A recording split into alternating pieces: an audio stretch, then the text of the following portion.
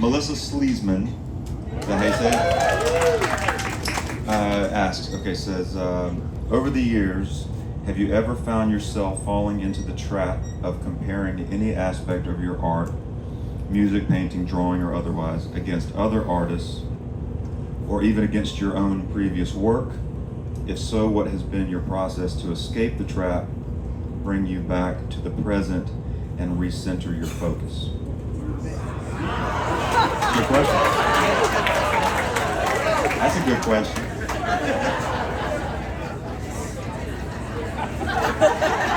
Scott Avett? I mean, it's an easy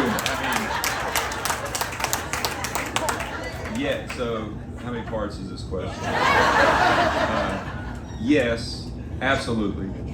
I played that game of comparing myself to, I'll compare myself to anybody in here, everybody out there, him, her. I mean, I've been, I've felt that sickness to the point where I've created tools and boundaries to protect myself against it as long as I needed until I could put those tools down.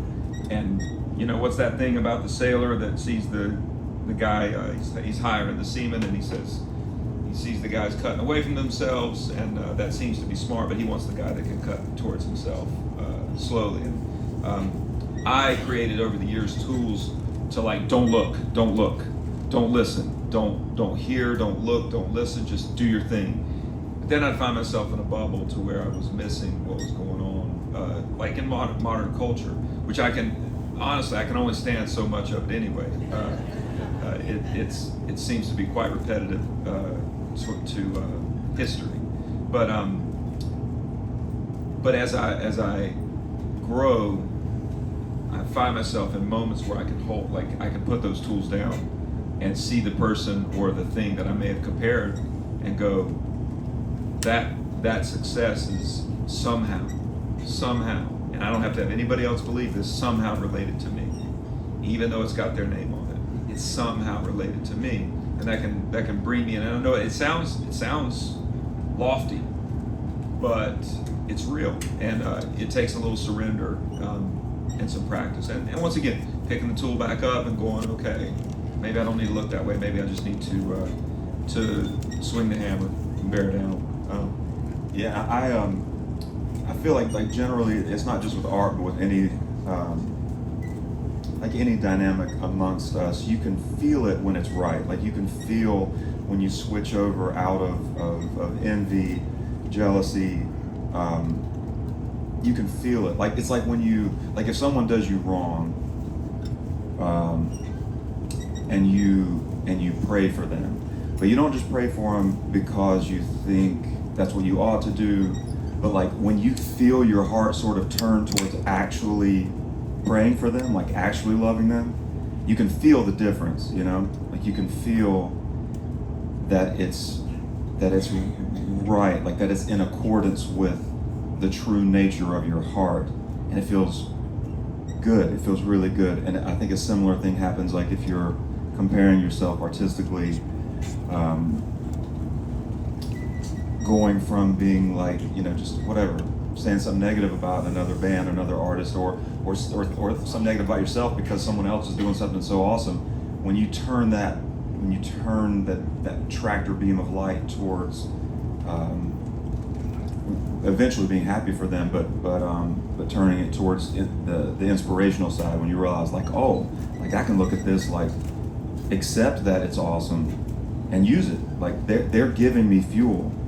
And you can feel that turn. You can feel that that's the more natural way, and it's the way of less conflict and the way of a more constructive and fruitful sort of existence. But I remember when the White Stripes were coming up, my girlfriend at the time, she's like, "You gotta hear this song, and I was I had such a reluctance, but it's because I was jealous, I was jealous that there was this rootsy thing.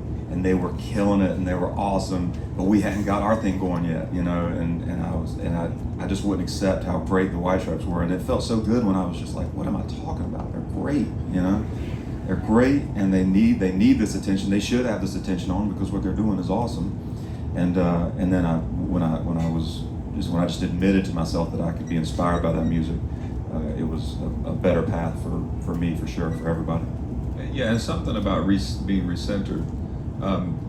Through all of this, whenever you're branching out to remote places, like, to something that's good, like studying art or listening to music or watching someone else from afar, I suppose, there's only so much time to do those things in life if you're really, really spending time in life with the people you're around.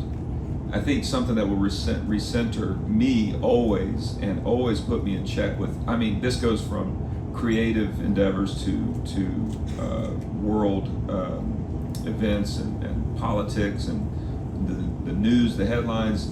Like, if I'll put myself at ground level with whoever I'm in front of, there's really only so much time to be jealous of people or envious, because you're with someone. And when you're with someone, you can't really have that wall. You're sharing. And so then the priority becomes sharing, and it sounds lofty or even frou-frou to some, but then you're sharing and loving someone versus devouring them or dominating them or beating them at whatever we're in competition. There's a place for that, but that's like the soccer field or the BMX track or the NASCAR, whatever, or the wrestling match. But in life, in real day-to-day life, I don't think there's a lot of room for that if you're living with people, listening to people, Victoria